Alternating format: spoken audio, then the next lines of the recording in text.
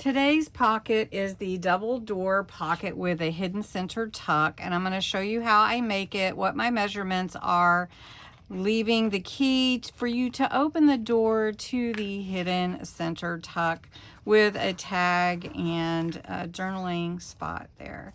So stick around and let's get crafting, making this fun pocket.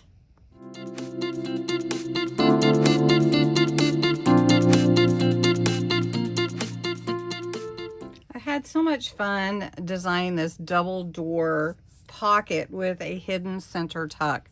So I'm going to tell you the easy way, which I feel like is the easy way, is to cut a 7x8 sheet and score it at 2 inches on each side. And that gives you your little door that opens up, and then you can put your hidden center tuck in here, or a pocket. And on this one I made it where I could also journal, which is cool, double duty. If you didn't want to do it that way and you wanted to just make you a couple of doors, you could do that. I cut these two. They are 7 inches by 2.5, and I scored it at 1/2 inch. So you could put your center tuck behind these two and just glue that in that way.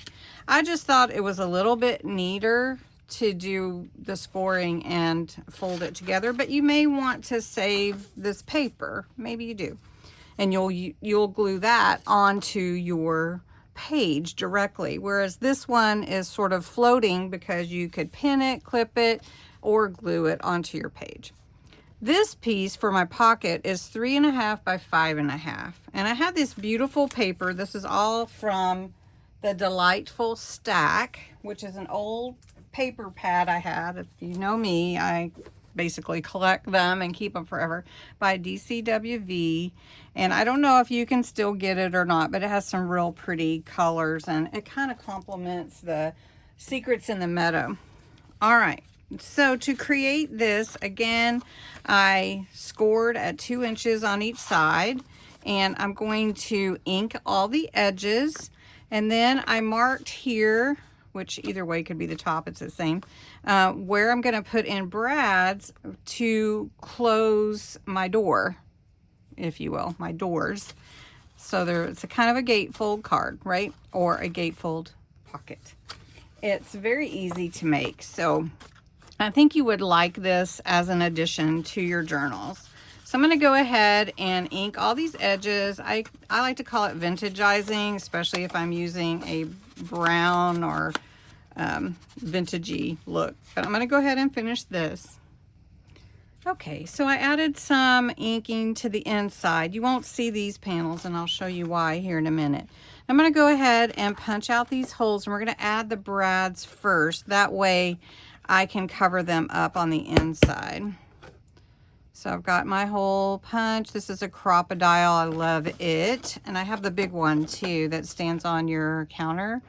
Oh, it's just perfect. And it makes it so much easier. Okay, so these are my brads. I'm gonna go gold because that's what I'm using in my journal, but honestly, my journal is full. So I only have a few pages left. All right, we're going to put these on the outside. We're going to open them up and down like this. And that way we can add our ribbon around them to tie them closed. So I'm not going to pull it too tight till I get the ribbon on there. And I might glue it to one side just so it doesn't fall off. All right, so then I've got my inside panels to cover up all of this. And these are just the same paper cut to 2 inches by 7, just to cover that up. So we're just gonna glue that on, and that will be our cover for our brads. You would not even be able to see them. Isn't that awesome?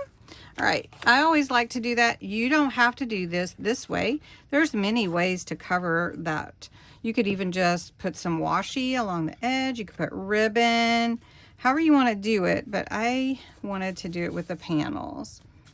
Okay, and you could even add some little tiny pockets on the inside if you wanted to. Now, to make my hidden center tuck, I'm actually going to put this right here. And I like that I blended the colors with the blue and the green with the brown. And that just gives a little more, I don't know, a little more interest to the back of the page without adding more paper. Okay, so I need to wipe my glue. And I can put my little tag in here. I could put a bookmark. I could put some ephemera, journaling card, whatever. So that is how that works. Isn't that cool? Now, to embellish a little bit, I do want to tie on and glue on my ribbon that I want to use to close it. So you can see how it goes around that pretty easily. I'm right-handed, so I tend to want to tie things that way. So I'm just putting a little dot of glue on there for my ribbon, and I'm going to wrap it around this brad. Just wrapping it around a few times. You can trim that if you want to. I just want to get it in there pretty good. And then it's glued to one side, and then when I close it, I can just wrap it around as many times as I want to. I can leave it hanging off however I want to do it. I don't need this long of one, so we'll probably cut about right here. Okay, and then just embellish how you want to. So I'm going to go ahead and embellish it, and I'll show you when I get done. All right, so this is my embellished double door pocket with a hidden center tuck. And I put tucked among the leaves, and I left some vines coming down. I used my ribbon, leaf ribbon. There's a butterfly in the back, like in the Amazon, maybe a big old butterfly. Some mushrooms, some flower trim on the bottom, a little butterfly, and I tied a key to the bottom of my ribbon. I just thought that added a little bit more, like, oh, here's the key to the secret door. And then you open it up, a little mushroom, a little bee, a tuck spot right here for my tag, and then tucked away. And then I can just embellish or add, or I could add some more. I could put like a little flower here. I think I might do that. Put a little flower there, but a tiny one, you know, and there we go. So hope you enjoyed this video. It was really fun to make this hidden door pocket with you with this center tuck, or double door pocket with a hidden center tuck. Thanks so much for watching.